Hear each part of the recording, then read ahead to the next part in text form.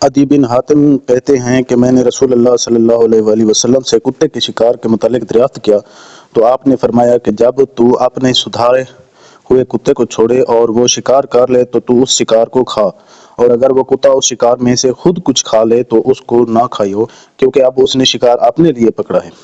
میں نے کہا کہ بعض دفعہ میں شکار کے لیے اپنے کتے چھوڑتا ہوں، پھر اس کے ساتھ دوسرے کتے کو بھی پاتا ہوں۔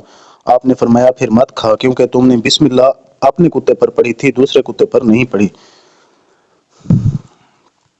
رسول کریم صلی اللہ علیہ وآلہ وسلم نے فرمایا کہ بندہ اس وقت تک نماز ہی میں رہتا ہے جب تک وہ مسجد میں نماز کا انتظار کرتا ہے، تاوقت وہ حدث نہ کرے۔ ایک اجمی آدمی نے پوچھا کہ اے ابو ہریرہ، حدث کیا چیز ہے؟ انہوں نے فرمایا کہ ہوا جو پیچھے سے خارج ہو، جسے عرف عام میں گوز مارنا کہتے ہیں۔